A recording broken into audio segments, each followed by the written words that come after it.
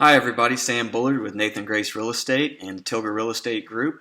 I have decided to create a small segment video on the latest fantasy football action as well as the current market update. So you may be asking yourself, well, what do these have to do with each other? And the answer is absolutely nothing, other than the fact that I love both of these two things. And small disclaimer on fantasy football, I have since 2002 won exactly this many fantasy football championships. So listen at your own risk. Okay, let's start with fantasy football. Fantasy stud this week, Tevin Coleman. This guy is the number 2 running back in Atlanta. He had 12 rushes for 42 yards and 3 touchdowns, as well as 3 catches for 47 yards. Owners that have Devontae Freeman are absolutely not happy about Tevin Coleman because now you seem to have a split back system. Fantasy dud this week, Kelvin Benjamin. This guy's been an absolute stud to this point. However, this week he had 0 catches on 1 target. His quarterback was sacked 8 times. That nasty Vikings defense just got after Cam Newton. And then Kelvin also had 2 penalties, one of which negated a 50-something yard touchdown run or catch by Fozzie Whitaker. So not a good week for him. Breakout player this week. As we all know, Megatron has retired. And for the Detroit Lions, Marvin Jones seems to have picked up the slack as the number 1 receiver there. He had 6 catches, 205 yards, 2 touchdowns versus Green Bay. So if you don't have him or you have the availability to get him, you might want to do that as soon as possible. Pickup of the week, Terrell Pryor. 8 catches, 144 yards last week, no touchdowns, but definitely dominated the game for the Browns receiving core. Here's the problem. Although this guy is an athlete, former Ohio State quarterback, he can get you points in a lot of ways. The problem is he plays for the Cleveland Browns. And we all know about the Browns. They're horrid. So, he is a risk to pick up. And you have to remember the quarterback is, Ryan Leaf? No. Steve DeBerg?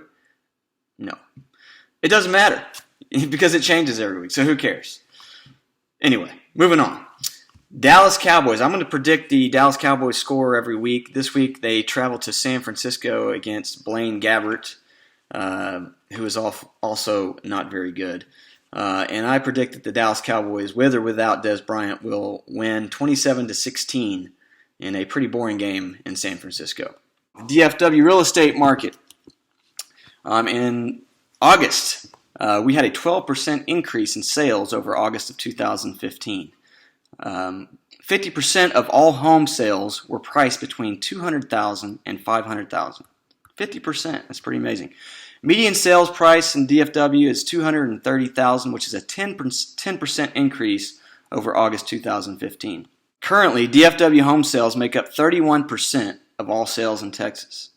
That's almost a third. Unbelievable. Homes under $160,000 decreased in price 18% compared to August of 2015, while homes above $160,000 saw a 15% increase over August of 2015.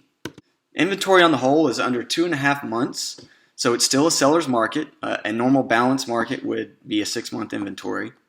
As you might imagine, price points below $300,000 have an inventory that is actually less than 2 months, while price points above $300,000 have an inventory above 4 months. So if you're above that $300,000 range and you're shopping for a house, you have more houses to choose from, and you're more likely to get one of those under contract. While inventory proves that it's still a seller's market, historically low interest rates still make it a decent time to purchase a home. Interest rates are expected to rise. The question is when, and I think a lot of that's going to be answered by our presidential election. No comment there. Please don't hesitate to call, text, or email me with any real estate questions you have. Thanks, and have a great week, and I hope you win your fantasy this week. Good luck.